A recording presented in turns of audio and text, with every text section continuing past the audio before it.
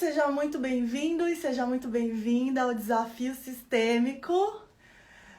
Hoje nós vamos falar sobre padrões abusivos, né? Nesse Desafio Sistêmico, aqui é um lugar onde eu abordo as estratégias para você ter uma vida em paz, sem estresse com as pessoas, relações fluidas, né? Fluxo de vida. Eu sou a Cris Cunha e o tema de hoje é sobre os 7 erros que geram os padrões abusivos. Eu preparei aqui bonitinho para você, ó.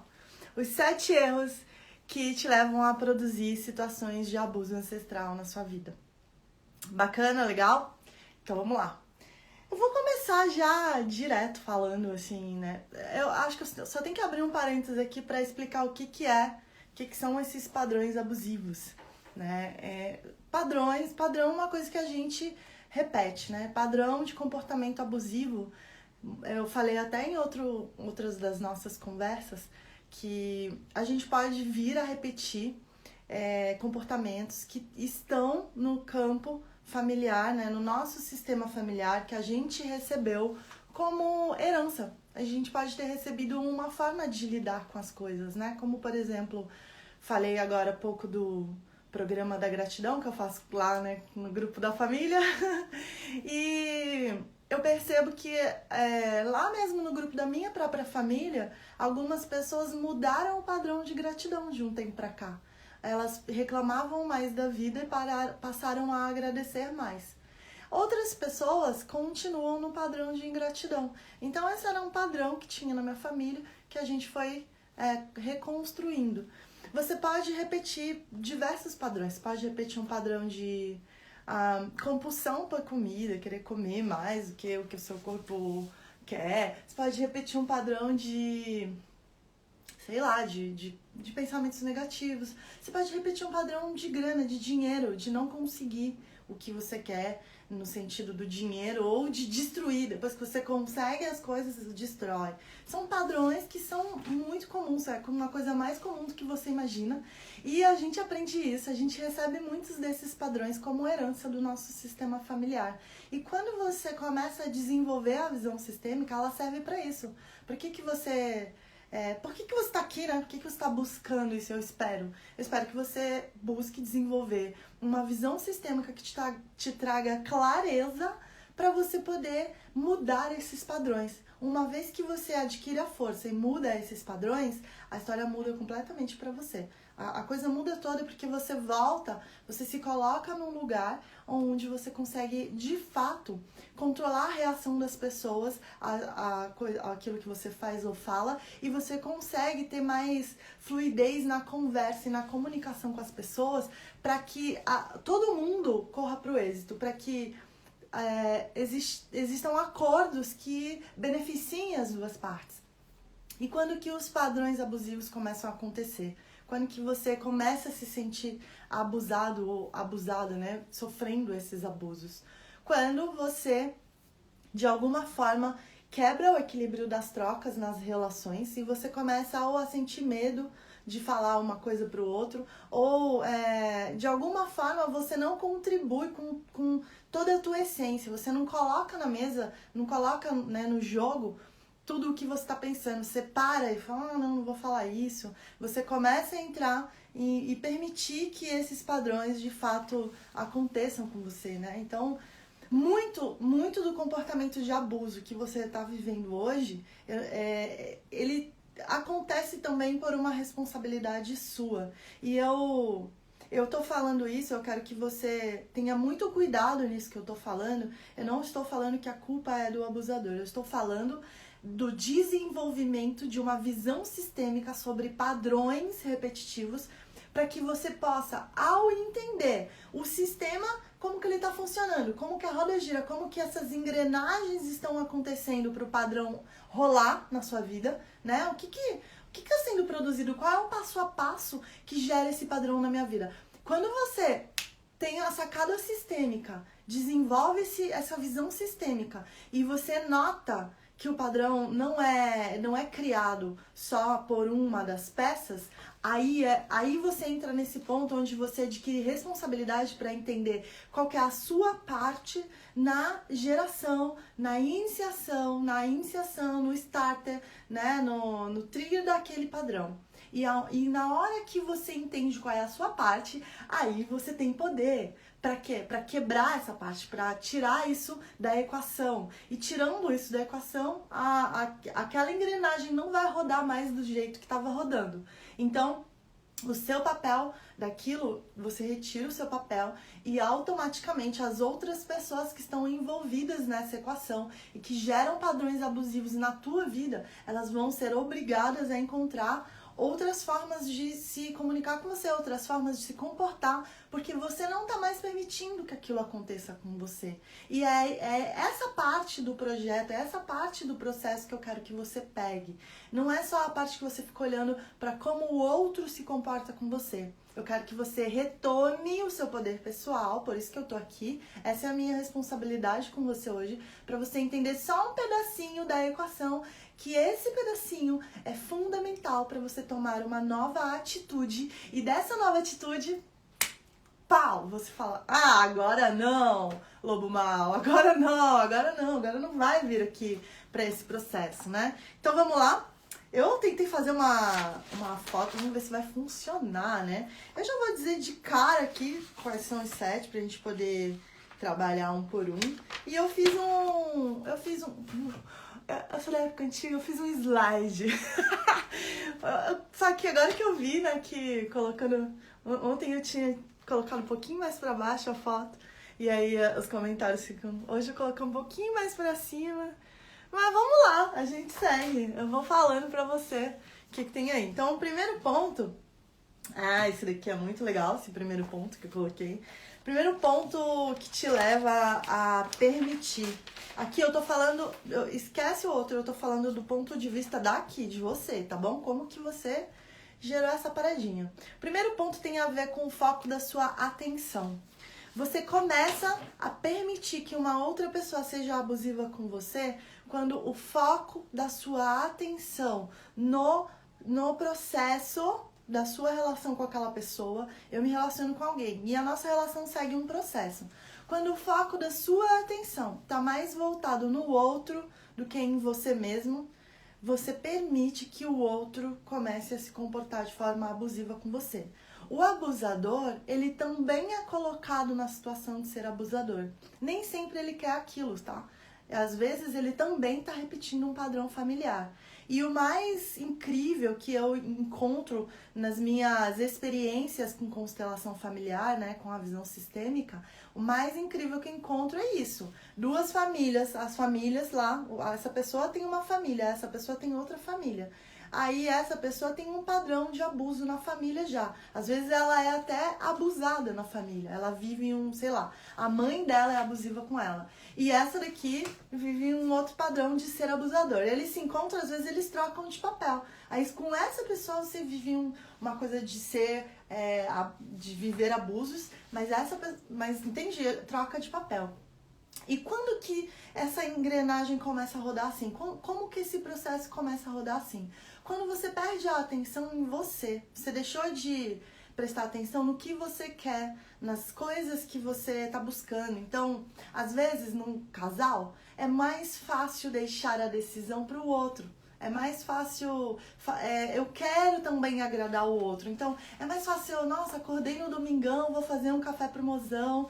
E eu começo a pensar muito mais no que ele ou ela gostariam de comer naquele café da manhã do que no que eu gostaria. Então é mais fácil eu me sentir assim no final, levantar uma expectativa de achar que a pessoa vai gostar do que eu fiz e no final eu me sentir, nossa, fui abusada aqui porque essa pessoa não compreendeu todo o amor e todo o carinho que eu quis dar pra ela hoje. Mas olha só onde começou esse processo. Começou em você não decidindo algo por você. Eu tenho certeza que essa pessoa que te ama, Se você tivesse tomado uma decisão de café da manhã que tem a ver com o que você gosta, essa pessoa ia gostar também, ela ia ser maravilhada, você ia colocar toda a tua essência naquele processo e daí aquilo ia ficar incrível pra você e naturalmente ia transbordar pro outro e ia ficar incrível pra ele. Então, eu tô falando aqui de coisas práticas do dia a dia, como que a gente cai em processos abusivos e nem percebe, né? Meu pai, ele cozinha em casa, às vezes, bom, agora não mais, mas ele sempre foi um cara que pegou lá na cozinha. Ele não é um chefe nem nada, não fazia pratos incríveis no sentido de restaurantes ou chefes, mas o trivial do dia a dia, o arroz, o feijão, que é maravilhoso, o feijão. E o arroz do meu pai é o arroz mais perfeito do mundo. E eu sou a segunda pessoa que faz o melhor arroz do mundo. Meus amigos podem confirmar, porque eu aprendi com meu pai, então. E aí, quando ele tava me ensinando a fazer o arroz e tal, assim, as coisas que ele me ensinou, o café, e aí eu perguntava pra ele, pai, como que eu faço, né? E aí, depois que eu aprendi, primeiro, lembra, tudo tem um processo. Primeiro você tem que seguir a receita e depois você pode até sair da receita. Mas primeiro você tem que ouvir o que eu tô falando, dar uma chance, fazer do jeito que eu tô falando pra depois que você se tornar um expert naquilo, você faz uma jogadinha com as suas receitas. E aí o meu pai falava, né, ensinou como fazer. E aí, depois de um tempo, quando eu já estava responsável por, sei lá, cuidar daquela comida lá em casa, porque eu tinha, né, tava na escola e às vezes tinha esse tempo. E aí eu perguntava pro meu pai, o que eu faço, né? O que eu faço o que você quer comer, sei lá. E aí, né, ele falava assim pra mim. A resposta do meu pai pra quase tudo que eu perguntava, o que eu faço na vida era, você que decide, você que tem que saber o que fazer. Não sei se ele já sacava a minha inexperiência, a minha librianice na dificuldade pra decidir. Mas ele falava assim, ó, filha, o que você decidir fazer vai ser bom pra todos nós, porque você vai ter decidido algo que é bom pra você. Eu acho que você não ia decidir algo que é ruim pra você e isso ser ruim pra gente. Tudo que você decidir que é muito bom pra você, que você gostar muito, naturalmente vai ser muito bom pra nossa família inteira. Então, essa é a primeira sacada que eu queria colocar aí pra você, né? E por quê? Por que é importante você começar a desenvolver essa habilidade de transbordar, de decidir uma coisa por você, pra você poder transbordar pro outro a ponto de ele ver o brilho nos olhos, falar, nossa, que bacana que eu tô comendo isso aqui diferente, que bacana que a gente tá seguindo agora a liderança dela e não a minha. Né? Por que isso é bom? Porque você começa a perceber o quanto você tem coisinhas em você que são muito boas e que são simples pra você, que você faz aquilo com o pé nas costas, mas é muito bom pro outro também. Então você tem um resgate do seu poder pessoal nesse processo de entender primeiro o que você quer, tá? Então, ponto 2 que coloquei aqui. O segundo ponto que faz com que você viva padrões abusivos e esqueça de quem você é e permita que a outra pessoa vá para um lugar de padrão abusivo. Tem a ver com você deixar o foco da sua atenção mais esperançosa no resultado do outro do que no seu. Esse daqui é um que gera muito padrão abusivo, principalmente em casais, né, em relações afetivas. Às vezes, as pessoas estão lá no casal e às vezes no trabalho também.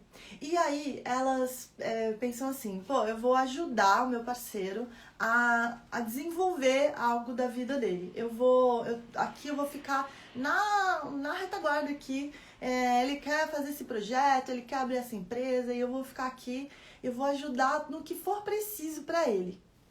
Assim como eu já tive alunos do Sintonia com a Vida que viveram essa problemática. Tive uma aluna que ela, Cris, eu tô aqui, eu vejo que o meu marido, ele é assim, encantado por esse negócio de empreendedorismo, ele quer fazer e ele seguia uma linha de empreendedorismo, né, que era que você vai, como se fosse o marketing de multiníveis, né, que você vai trazendo mais pessoas para aquilo. Ele era encantado com aquilo, era real, assim, o coração dele tava naquilo. E de verdade o olho dele brilhava para aquilo. E só que tinha uma limitação nele de resistência, assim, de medo, de talvez autoestima, de não se colocar para fazer aquilo. E a minha aluna, ela via isso acontecer. E aí o que ela fez? Eu vou ajudar, eu vejo que o olho dele brilha. Não é plausível isso? Não é natural você amar uma pessoa e querer ajudar essa pessoa a se desenvolver? É. Só que aí o que acontecia? Ela tinha muito mais esperança no desenvolvimento dele, no sucesso dele, porque ela via que naquele rumo lá, naquele ramo, naquela situação e naquele contexto, ele estava muito mais preparado para os próximos passos, para o pódio daquilo. E ela não. Então, ok, natural, comum, ela pensar, vou ficar nos bastidores para que ele siga. Só que aí o que aconteceu? Começou a criar uma situação abusiva que atrapalha a vida dos dois e não cresce. Porque ele não conseguia fazer determinadas partes, ele não desenvolveu habilidades para chegar lá. Ela fazia muita coisa de bastidor, tentando colocar ele lá. Então, a esperança dela era na transformação dele. Nenhum dos dois estavam esperançosos na autotransformação. Se ela tivesse com uma esperança na transformação dela, ela ia falar, eu vou fazer esse trabalho de bastidores cada vez melhor, a ponto dele se motivar a fazer o trabalho dele cada vez melhor. E aí os dois iam se desenvolvendo, os dois vão preenchendo os buraquinhos que tem, o que falta, as lacunas, o que eles acham que faltam. E ao se desenvolver, ela gera uma necessidade nele de se desenvolver também. E aí ele gera uma necessidade nela e de novo a gente vai reequilibrando as trocas aqui. Mas como a esperança dela estava mais voltada para a transformação dele, ela se perdia no processo. Porque ela falava, caramba, o que eu vou fazer? Eu faço, e ele não vai. Eu faço e ele não vai. Isso desgastou a relação afetiva deles. Ela se sentiu numa situação abusiva, porque é como se ela estivesse trabalhando sozinha e ele estivesse dando desculpa. Ele era preguiçoso, ou não queria fazer aquilo, ou queria de fato abusar da contribuição dela. Não, só que ele estava enfrentando problemas da autoestima dele, de não conseguir ir acima, e como ele via que ela fazia tudo o que ele deixava, aconteceu a situação abusiva. Então, aonde que ela poderia ter travado aqui? Se ela colocasse a esperança de transformação nela mesma, eu vou me transformar, eu vou ser melhor mais um dia. O que eu tô fazendo que não tá permitindo, que não tá ajudando aqui? O que eu tô fazendo que tá colocando mais coisa no meu colo? O que eu tô fazendo que tá deixando o outro mais preguiçoso, né? Isso no trabalho você pode colocar também. O que você está fazendo a mais que está permitindo com que outros coloquem...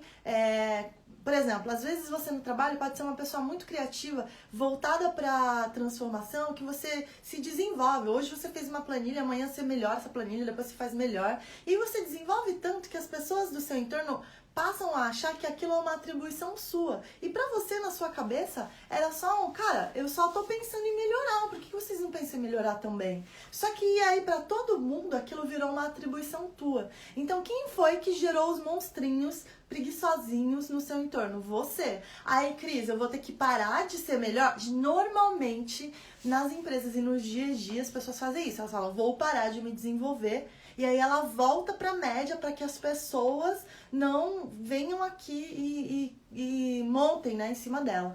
Só que essa não é a melhor solução, porque você tá se colocando para baixo, você está se colocando para a média novamente. Você tem que continuar o seu processo de melhorar 1%, de melhorar suas planilhas, e agora você tem um trabalho a mais, né? Que é de comunicar às pessoas quando elas vierem colocar o problema no seu colo, você fala, não sei fazer isso aí, por que você não faz também? Olha, eu sei fazer isso aqui, e você vai comunicando para que as pessoas possam fazer a parte delas. Só que se você, o ponto principal aqui é o seu foco de atenção na esperança de transformação. Quem que você espera que seja transformado? Você ou outro? Se você está esperando que o outro seja transformado, você está vivendo a coisa da criança do filminho da Disney. a gente aprendeu assim. Por que a gente pensa? É melhor que o outro seja transformado, que aí eu vou junto. Por que muitas pessoas pensam assim?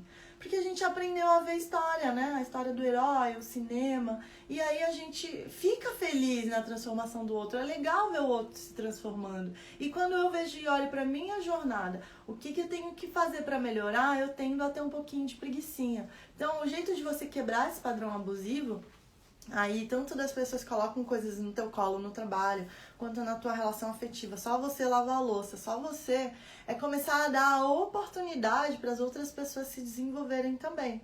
Talvez na tua comunicação colocar mais, olha, as tuas dificuldades, isso daqui é difícil para mim também. Mas aí eu coloquei na minha rotina, eu me faço essa perguntinha. Às vezes você dá uma dica para a pessoa e fala, ela não estava sabendo que era difícil para você. E aí você coloca, olha, é difícil pra mim também, vamos dividir essa carga aqui? Porque eu vejo que só eu tô melhorando. E aí eu falei na outra live da teoria das janelas partidas, você começa a lavar a louça e falando pra pessoa, é difícil também a lavagem de louça pra mim, porque eu já cozinhei, então é difícil também isso pra mim.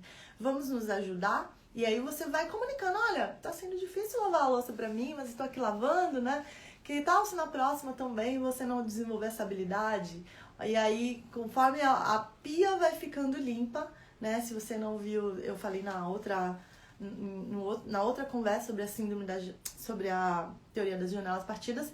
Então não vou falar muito aqui, mas assim, a ideia é, quando a pia tá sempre limpa, é mais difícil uma pessoa ir lá e só deixar o copo.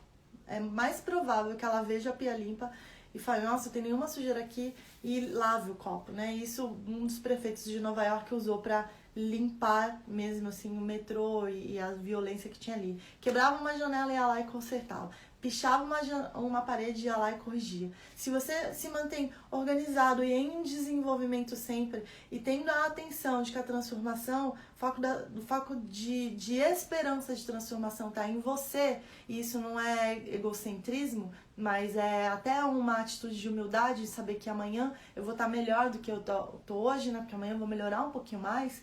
Aí você começa a também ser uma coisa de liderar a transformação do outro. Então, o segundo erro que você comete, que gera situações abusivas das outras pessoas pra você, é esperar muito a transformação do outro. Não espere que o outro vá se transformar. Vai na tua, vai seguindo o teu ritmo e vai se transformando. E acredita na tua transformação. Quanto mais você acreditar na tua transformação, mais as outras pessoas vão ver você transbordar isso. E vai ser incrível esse processo pra você. É muito legal mesmo.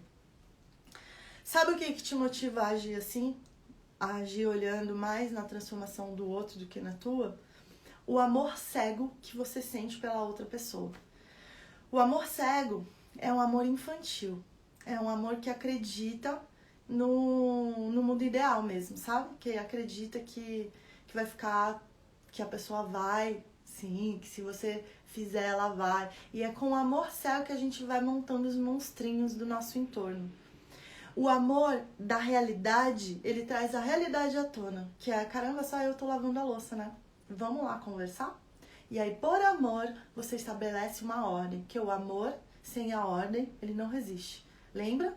A criança não vai saber horário de comer. Se a mãe só ama, não dá o remédio que dói, porque dói. Só ama, não coloca lá o metiolate. Eita, tô revelando a minha idade. Não coloca lá o remedinho porque ele dói. A mãe não vai gerar, né? Lembra da outra conversa? A dor nos leva pro adulto. Então, vai para uma conversa de dor que é necessário, e aí vamos pro adulto, e aí a gente começa de novo. Só dessa conversa já tem uma transformação. Saio da repetição do amor cego e permito que o outro cresça junto comigo. Ponto 3. Esse ponto 3, deixa eu colocar aqui. Agora já dá. Comunicação. Eu coloquei comunicação desconectada.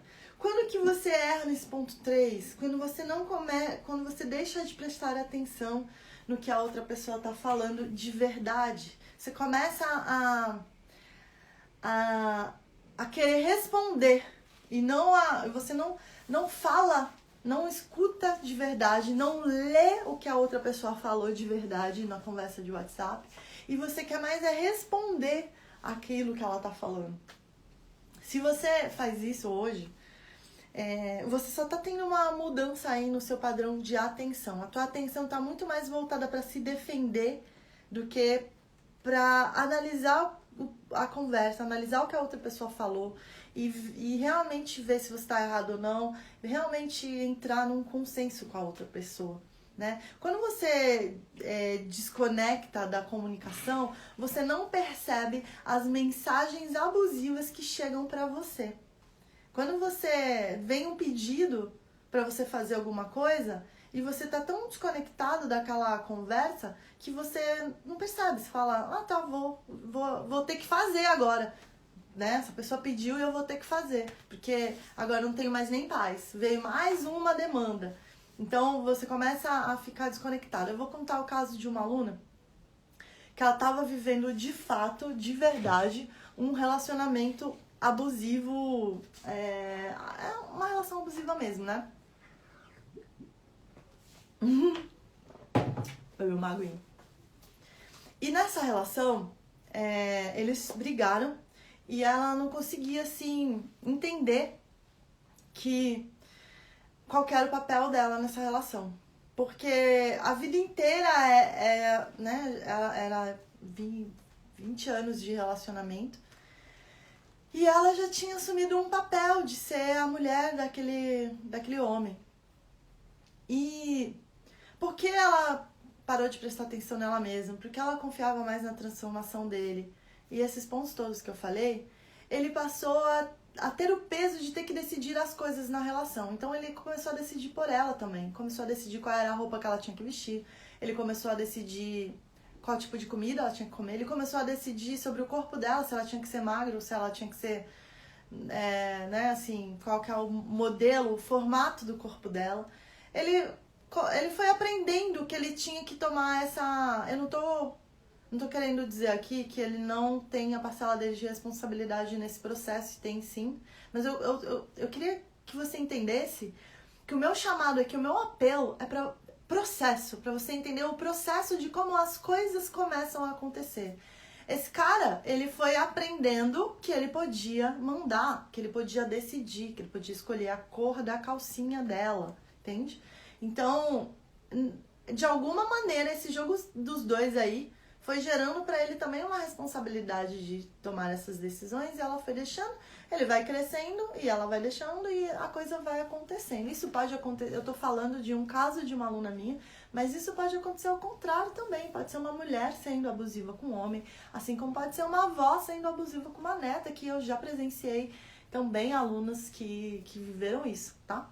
Então, aqui a gente vai voltar para o processo de como as coisas acontecem. De tanto ela deixar as decisões na mão dele, porque é mais fácil deixar decisões na mão de outra pessoa. Ele realmente começou a achar que ele podia decidir tudo. E aí foi ficando abusivo, ela foi perdendo a vontade de viver, foi perdendo o poder pessoal dela e foi perdendo, parou de acreditar que ela poderia crescer, e aí vai para uma situação até doentia em algum momento, que foi o que ela viveu. O que em algum ponto da comunicação abusiva deles ela não prestava mais atenção. Quando chega no nível explosivo, de ter já até briga, o que está acontecendo na comunicação que ela não notava? Ela recebia mensagem, por exemplo, de WhatsApp, com coisas do tipo, você não foi a pessoa, eu nunca amei você, ou aquelas conversas de término de relação que são muito doloridas. Essa conversa que vinha pra ela era nítida. Se uma pessoa que tá fora da relação lê, são conversas cujo a fonte, a intenção central é gerar culpa. Toda vez que numa conversa você conseguir prestar atenção nas palavras que estão sendo utilizadas, se for necessário sentar e reescrever, se for por WhatsApp, se for um áudio, sentar e reescrever, para você prestar atenção nas palavras que foram utilizadas, sem julgamento, sem julgar a outra pessoa, se você só for buscar a fonte da intenção, se aquilo fosse uma propaganda, o que aquela pessoa está querendo te levar a ter, que tipo de comportamento. Se você olhar para essa conversa, para essa mensagem aqui e ler, você vai ver que ela tá querendo fazer com que essa pessoa aqui, que tá se sentindo abusada, sinta culpa. Porque quando a gente tá sentindo um sentimento de culpa, a gente se sente a pior pessoa do mundo, a nossa vibração cai, a gente tá se sentindo responsável pela felicidade dessa pessoa. E aqui, num ninho de culpa, você não consegue fazer nada, você não toma mais nenhuma decisão, você só concorda com que essa pessoa tá falando. E nem sempre o que essa pessoa tá falando é a verdade absoluta. Por quê? Porque ela só tem a visão dela do processo. Então aqui, você tem que ter muita compaixão para entender que essa pessoa não tem a visão toda do processo. E que você que está sofrendo o abuso tem uma outra visão do processo. Então, uma dica muito incrível que eu deixo, e é simples, é prática do dia a dia, é você prestar atenção. Presta atenção na conversa, presta atenção na intenção. Qual é a intenção? Para, antes de responder, o que essa pessoa que mandou essa mensagem quer comigo, de verdade. Qual é a intenção dela? Será que eu realmente posso ajudá-la em alguma coisa, né? Começa a medir isso daí. Mas, para você fazer isso, toma muito cuidado. Você tem que ter desenvolvido uma habilidade de não julgamento. Se você não tem essa habilidade, a sua análise vai ficar bem quebrada. E eu ensino isso no Em Sintonia com a Vida. É um dos módulos iniciais. Isso aí é a habilidade, tá? Você desenvolve essa habilidade. É um dos módulos iniciais. Sair do julgamento. Você só consegue se estudar mesmo saindo do julgamento do outro, para você sair dessa bolha, tá? E aí você quebra o comportamento abusivo. Para de julgar primeiro e depois analisa a intenção. De verdade. A intenção de todas as pessoas com você vai ser sempre positiva. Tudo que uma pessoa quiser fazer com você vai ser positivo. Só que o que muda é que às vezes aquilo é positivo só pra ela. Ela não consegue ter uma coisa positiva pros dois. Às vezes ela só consegue ter uma coisa positiva pra ela. E às vezes o fato de ela ter uma intenção positiva pra ela gera uma dor no outro. Assim como se a gente for pegar um caso de assalto. O ladrão, ele tá com uma intenção positiva de fazer uma coisa que é boa só pra ele e de tomar daqui. Então ele não tá conseguindo ter uma intenção positiva pros dois, tá bom? Então quando você começa a prestar atenção nisso, qual que é a intenção positiva daquela pessoa pra ela? Você começa a sair um pouco do julgamento e ter um entendimento do que aquela conversa está gerando em mim. Que tipo de vibração. Começa a prestar mais atenção no teu corpo. O que você sente quando alguém interage com você. O que você sente agora quando a gente está interagindo, né? Sente alegria por estar compreendendo? Você sente... né? Qual que é a intenção disso? O desenvolvimento de uma coisa maior, de uma compreensão de um grupo aqui, né? Tô levando a gente e eu também tô aprendendo muito aqui, né? Então, qual que é a intenção de uma outra pessoa que tá querendo uma coisa de você? Fica presente para isso. Ponto 3, né? Ponto 4. É isso? Isso, estamos no ponto 4. Vamos lá. O ponto 4 é ter medo de decidir, ter medo de tomar decisão. Isso te leva a viver situações abusivas. Por que uma pessoa começa a ter medo de tomar decisão? Porque ela tá mais focada no outro do que nela mesma, com certeza. Aí ela começa a... será que o outro vai gostar do que eu tô falando, do que eu tô fazendo? Será que vai gostar do que eu cozinhei? Será que vai gostar da minha decisão? Por que você tem medo da decisão? Porque você tem medo da consequência disso. E aí é muito mais fácil você deixar todas as decisões na vida, no colo da outra pessoa. E eu tô falando de uma coisa que eu quero que você preste muita atenção agora. Tome cuidado com isso que eu vou falar, tá bom? Coloca uma nota mental aí. Eu preciso prestar atenção nisso que a Cris vai falar agora. Nota mental. Preciso prestar atenção nisso que a Cris vai falar agora. Você deixa muito mais decisões. É muito mais fácil você deixar decisões simples e que não vão ter grandes transformações na sua vida na mão de outra pessoa do que as decisões grandes. O que eu quero dizer com isso? É mais fácil você decidir qual vai ser o apartamento, qual vai ser a cozinha, qual vai ser... quanto que vai gastar, se vai ter festa de casamento ou não, decisões grandes, essa viagem, do que a decisão da pizza que vai comer hoje à noite. Só que é essa decisão da pizza que vai comer hoje à noite, que vai ficando grandona, assim, que você vai deixando na mão do outro, que forma o poder do outro para poder começar a ser abusivo com você, a entrar no papel do abusador. O porque ele também não estava, ele é colocado naquele papel, né? E te digo mais, às vezes esse negócio do outro também, só tomar decisões das mais simples possíveis, te coloca numa posição de deixar de ser interessante para outra pessoa, né? Então, se você tá numa posição do controlador que decide tudo, que vai decidir acordo não sei o quê, que não consegue deixar na mão da pessoa as tomadas de decisões, também é pesado para você estar aí, né, nesse lugar que toma todas as decisões. Então, uma solução muito boa aqui em casal e em trabalho é começar... Cara, decide aí qual vai ser a cor da planilha, pode decidir, tá tudo bem. Né? Ou então, segue o que o nosso chefe já gosta. Toma uma decisão mínima possível, quero que você preste atenção nas decisões pequenas, porque eu sei que você já é adulto e responsável pelas decisões grandes, mas as pequenas é o que a gente costuma deixar na mão do outro, e são essas pequenas que fazem com que a gente entre em situações de nem perceber o outro já tá sendo abusivo. Uma vez eu era muito pequena, eu acho que eu tinha uns 10 anos, e a gente tinha uma família de amigos que eles tinham um comportamento mais abusivo, assim. Era uma família que tinha um comportamento abusivo com a minha família. A minha família, ela sempre foi muito fácil de entrar e se permitir ser abusada em diversas interações, assim. Porque a gente é muito voltado pro serviço, né? E se a gente não prestar atenção, a gente tá gerando abusadores aí no nosso entorno. Então eu vivo essa experiência já desde pequenininha. E aí eu lembro de uma situação que era uma comemoração, um churrasco, né, assim, de famílias. E lá em Rondônia é muito quente, muito calor.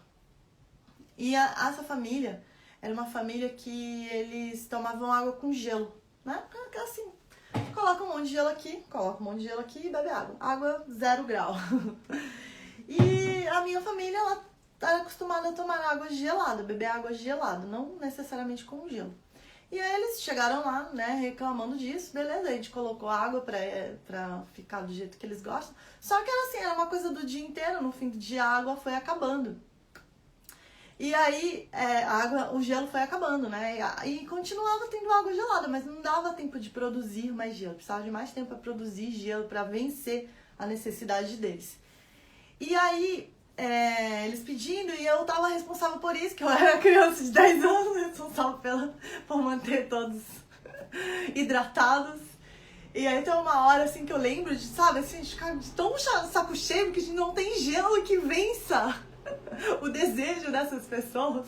E aí eu lembro de chegar pra minha mãe e reclamar, mas também parece que essa galera tá no inferno, que eu não sei de onde que eles sentem tanto calor, eu não tô sentindo tanto calor assim.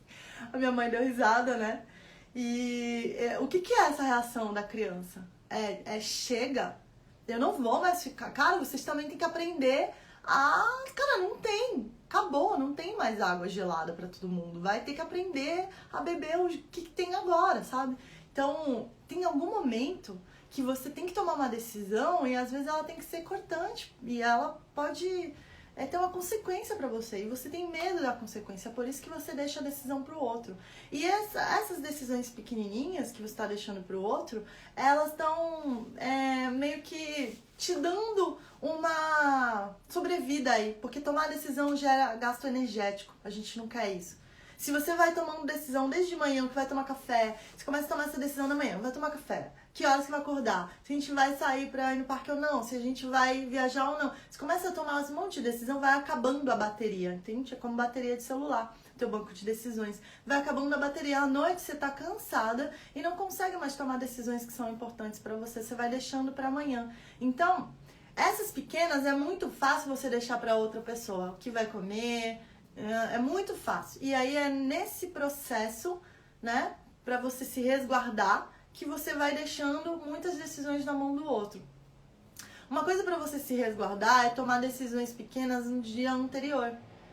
Hoje eu decido, por exemplo, acho que era o Barack Obama, eu não sei se isso é confirmado, mas tinha um presidente lá que ele tinha uma pessoa só pra decidir as gravatas, porque, poxa, se ele ficasse tomando decisão disso, ele tem tanta decisão pra tomar o dia inteiro, né? O próprio carinha lá do Facebook, que também sempre tava com a mesma camiseta, assim, o Steve Jobs lá também, Porque, ficar tomando decisão pequena, eu não vou, já defino isso daqui e vai ser isso aqui pra minha vida. Essas decisões pequenas que costumam bagunçar um pouco o nosso processo e a gente deixa no colo de outras pessoas. E quando a gente vai ver, a gente perdeu a identidade, você não sabe mais nem que roupa que você gosta, você esqueceu de você. E isso te colocou num processo abusivo, colocou a outra pessoa no processo abusivo. Beleza, vamos pro ponto 5? Que tem coisa pra falar, hein? Não saber se bancar. Então, isso daí é a consequência, né, de você deixar a decisão na mão da outra pessoa. Você acaba não se bancando, você não banca suas decisões, né? Então, aqui eu vou ter que te falar uma verdade, tá? Vou ter que te falar uma verdade. A gente não se banca porque... Por quê?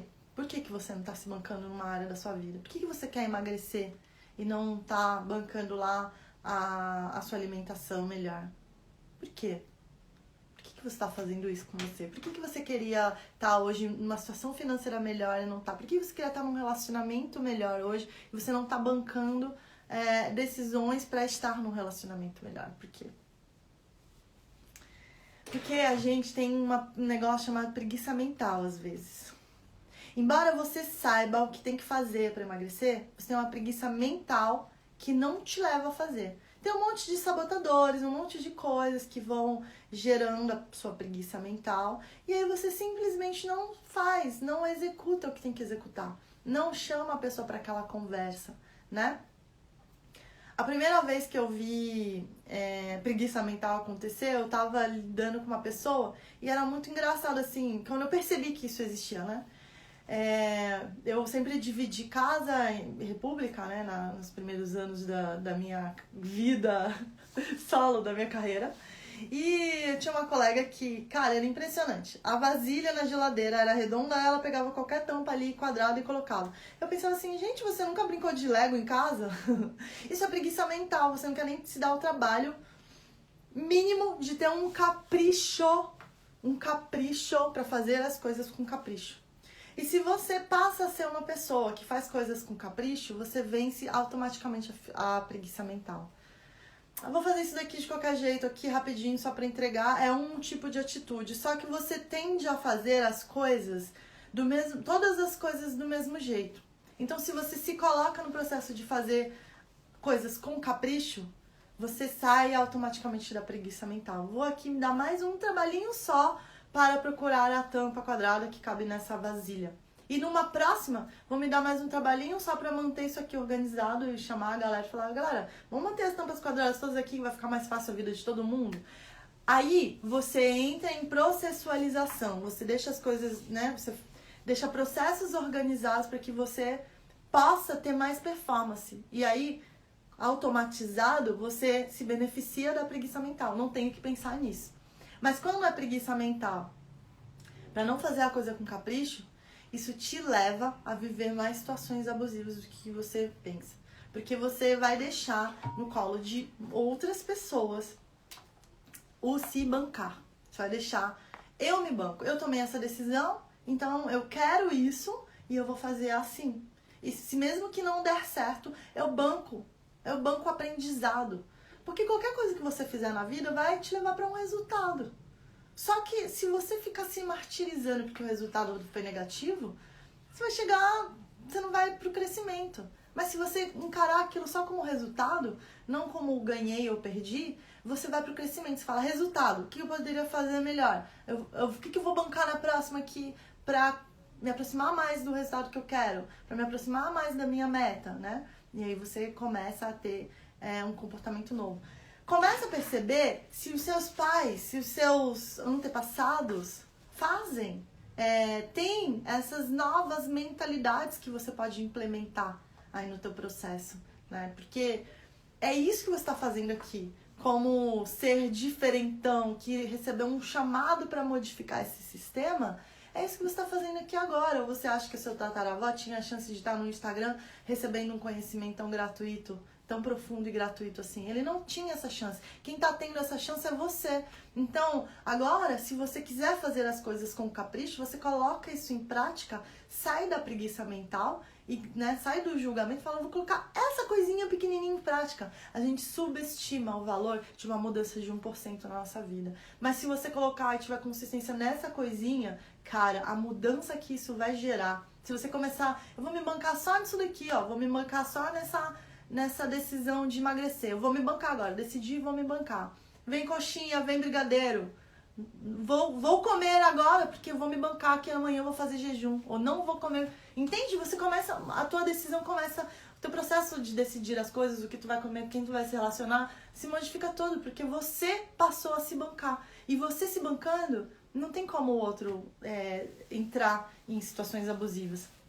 Eu vivi um caso de uma aluna também, que ela chegou no nível de deixar a decisão tanto na mão do cônjuge dela que às vezes até o salário dela trabalhava, daí ele que ficava com cartão, porque ele já tava mesmo... olha como é que essas coisas vão se formando. Ele tá num processo de contribuição profunda com ela. Tô vendo o tempo aqui. Ele tá num processo de contribuição profunda com ela e ele começa... eu vou ao supermercado pra amor. Eu lavo a louça pra você, amor. Ele começa a ser contribuir tanto, que ela para de se bancar. E aí chega no momento que ela não tava comprando mais nem a calcinha, ele decidia até a cor. Então, assim, olha isso, gente. Você, pra resgatar o seu poder, se você quiser resgatar esse poder e começar a mudar os padrões familiares de abuso, o seu jeitinho de mostrar pra sua família que as coisas mudaram, de mostrar pra pessoa que tá numa situação abusiva com você que as coisas mudaram, é você falar, não, pode deixar que isso daqui eu vou fazer, pode deixar que eu assumo isso daqui, pode deixar que eu não tava sabendo fazer isso pra mim, mas eu vou aprender, por mais que a pessoa saiba melhor, né? Vou pegar um caso de cozinha. Às vezes o casal tá aqui, ó. Aí o casal, ele é tortinho. Um é tortinho, o outro tortinho. Eles se encontram e se escoram e aí conseguem andar. E aí um consegue ter uma, sei lá, ou esse daqui consegue ser melhor na parte de gestão financeira e esse não. Esse daqui fica sem ser bom e esse daqui fica melhor, cada vez melhor. Ao invés de os dois irem se ajustando pra caminhar junto retinho, como que você faz isso? De gestão financeira me ensina, tá bom.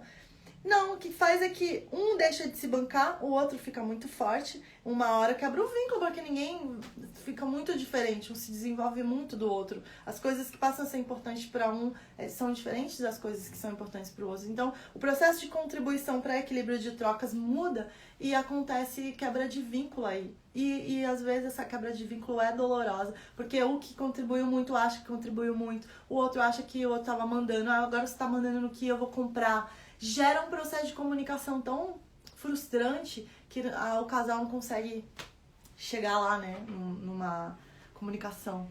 Faz sentido isso pra você? Espero que as fichas estejam caindo aqui, né?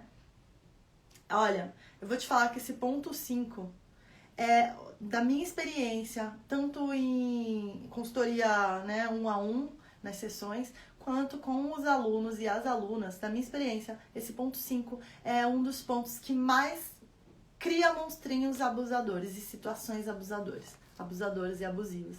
Porque é o não se bancar em coisas mínimas.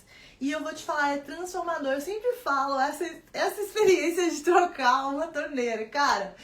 Porque assim, veio o primeiro macho, eu vou, licença poética pra falar, mas veio o primeiro macho que eu ia pagar pra ele trocar a minha torneira. E aí ele falou, né, que isso daqui precisa comprar não sei o que, não sei o que, não sei o que. Começou a falar um monte de besteira. E aí eu, tá, vou me bancar aqui. Aí meu segundo macho, não, eu vou resolver isso pra você. Ele chegou lá com a coisinha de ferramenta dele, pegou a ferramenta, olhou pra ferramenta, olhou pra torneira e falou, não tenho a ferramenta, não vai dar pra resolver. Eu vou ver lá, daí eu volto depois. Nunca voltou. Aí veio o terceiro macho dentro de mim, né, ao meu lado. Falei, cara, eu vou resolver isso, eu vou me bancar nesse processo. E é uma coisa simples de um aprendizado profundíssimo. Uma outra coisa que aconteceu na minha vida que foi muito transformador, né, nesse processo de assumir e se bancar, foi com relação a cozinhar mesmo, a comida. Era um desejo que eu tinha, era uma meta minha. E aí eu falei, cara, eu vou me bancar. Eu vou passar pela dor de ter que assistir o vídeo 1 de receita, o vídeo 2 de receita, como que faz, como que corta uma cebola, como que... Mas eu vou aprender isso aqui, porque se tornou importante pra mim essa parada. Eu vou me bancar eu vou me bancar. Foi transformador, assim. É muito impressionante como que isso trouxe vários resgates pra mim. E no início tomou um tempo grande da minha vida. Hoje a habilidade desenvolvida vai assim, automático, a coisa vai acontecendo. É muito legal. Então, se banque, né? Vamos correr! Não estabelecer. Ponto 6. Não reconhecer qual é o seu lugar na relação é uma forma também de gerar relações abusivas. Não saber qual é o seu papel e qual é o seu lugar. Quando você faz isso, você perde a essência de atuação, né? Eu não sei qual é o meu lugar. E em casais, por exemplo, o casal não apresentou pra família, ou eu tô aqui num cargo, mas eu não fui empossada, eu não tenho meu papel, não tá definido isso. Você tende a atender todas as demandas, né? É como num restaurante que você vai lá, uma churrascaria. Você vai lá, a churrascaria geralmente tem um japonês, tem nananã, tem...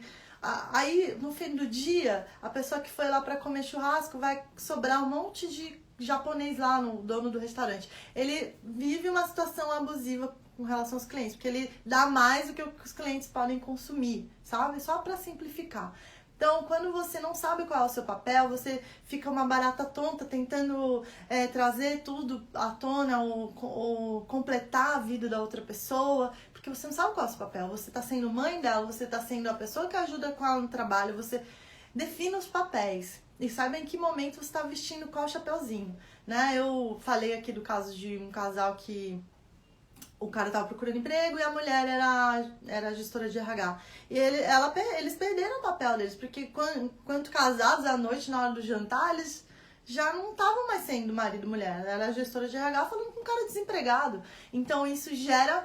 Ele se sentia, né? Ela poderia cobrar mais dele, ele se sentia pequeno diante disso. E você, sem saber quais são os seus papéis, você tende a ficar igual uma barata tonta, contribuindo muito além daquilo que você pode contribuir, tá? O que eu coloquei mais aqui sobre papéis? Você entender qual é a hierarquia, né, também, nesse processo com a outra pessoa. O que eu tenho que dar mesmo? O que faz parte do meu... Quais são as minhas atribuições? E levar isso para um lado racional te empodera demais. E ponto 7, chegamos no ponto 7. Esse daqui, eu quero que você preste muita atenção, porque ele fica... ele passa... É um ponto cego, é um ponto ceguíssimo na vida de muita gente. Era um ponto cego na minha vida. Eu passei, cara, quase que uns 20 anos já sabendo... Eu sabia da existência disso, eu praticava isso, mas eu não relacionava isso com situações abusivas. Isso foi uma novidade pra mim, faz uns 2 ou 3 anos que eu entendi esse processo. Presta atenção. Você não ter as suas metas pessoais claras e definidas faz com que você viva muito mais situações abusivas, onde você é abusado, do que você imagina. Você não estabelecer as suas metas pessoais te leva para situações abusivas. Por quê? Porque quando a gente não tem agenda, a gente se torna agenda de outra pessoa. O fato de você não ter uma agenda lá do que você quer para sua vida, quer emagrecer. Aí você não tem um propósito inabalável de emagrecer. Você não criou uma agenda para você. Você não sabe que durante a semana você vai lá derreter gordura lá num treino HIIT. Se essa agenda não tá definida pra semana, eu sei que eu vou fazer isso essa semana. Então hoje, se a minha avó fizer um bolo pra mim e me mandar aqui na quarentena, sei lá, eu vou tender a comer esse bolo, porque eu não sei qual é a minha agenda. Eu tô virando a agenda de outra pessoa. Então eu coloco, se eu não tenho minha meta de emagrecimento, eu tendo a aceitar mais... sair pra beber e destruir o meu poder pessoal, sair pra comer um bolo brigadeiro, destruir o meu poder pessoal e a minha vontade de fazer as coisas pra mim, eu tendo mais a cair nesse aspecto. Então, eu vivi um caso desse até recentemente, de uma aluna, eu tô chateada porque eu queria fazer tal coisa, mas eu recebi um pedido agora da minha mãe e eu vou ter que parar tudo que eu tô fazendo para atender.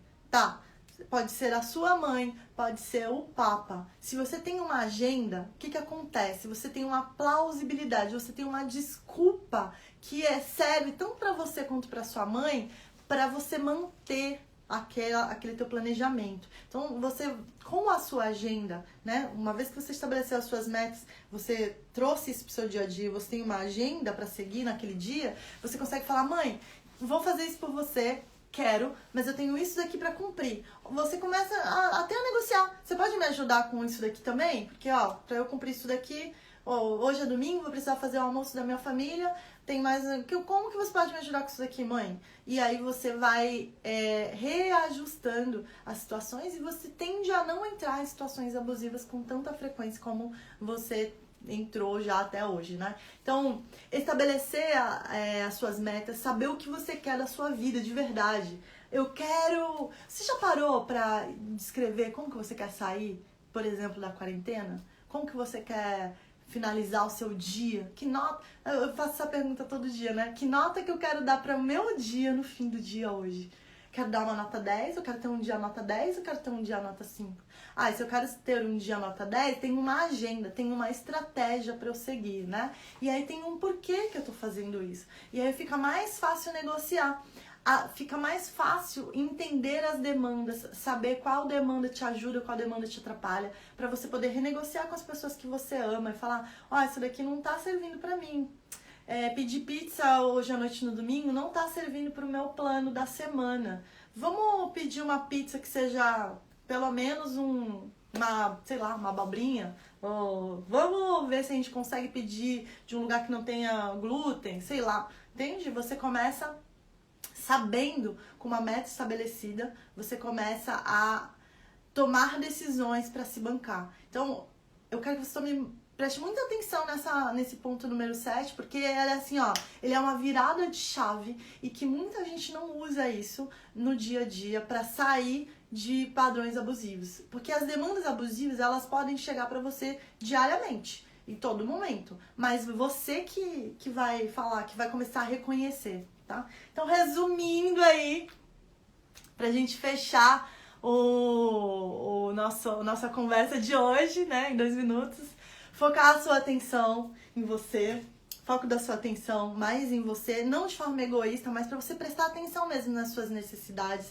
Por quê? Porque isso vai te levar a ter uma esperança mais em você mesmo e na tua transformação. Você vai sair do ponto 2, que é coloco a esperança no outro, mais no outro do que em mim. Isso vai me ajudar, quando eu tô focada em mim também, a transformar a forma como eu converso com a pessoa, que é o ponto 3. E aí eu vou ter mais coragem para tomar decisões, que é o ponto 4. E aí eu vou mudar, eu vou passar a me bancar, porque se eu decidir uma coisa, eu banco a minha decisão. Não importa se eu vou ter um resultado positivo ou negativo, eu vou aprender aqui. Então você se joga mais nas situações. E aí você vai pro ponto 5, né? Pro ponto 6, que é reconhecer o seu papel nas relações para que não venham mais demandas abusivas para você. E o ponto 7, que é estabelecer as suas metas pessoais. Isso daqui é o que o aluno do Em Sintonia com a Vida aprende a desenvolver no dia a dia. Tem um olhar para desenvolver isso, o olhar sistêmico. É só o que eu falo lá no curso, né? Desenvolva o seu olhar sistêmico para ver que demandas estão chegando que você não sabe lidar, para você melhorar a sua comunicação com ele, né? Então, pra gente fechar hoje aqui, eu tô muito grata por essa conversa, me energizou muito. Se essa conversa fez sentido para você, se mudou uma chavinha aí, compartilha com outra pessoa, manda essa conversa para outra pessoa que vai fazer sentido para ela também, se é alguém que você ama. E fala pra ela, porque, né? Convida ela pra ir lá pro Telegram. Se você não souber como chegar no Telegram, me pergunta, manda inbox pra mim, que eu te mando por inbox, ou comenta no meu post o que você tá querendo nesse canal, o que você tá querendo participar, que vai ser muito legal. E a gente se vê. Eu vou estar aqui, hein? Não acabou não, vou estar aqui então amanhã também, 11h37. E vamos junto nessa, vamos desenvolver.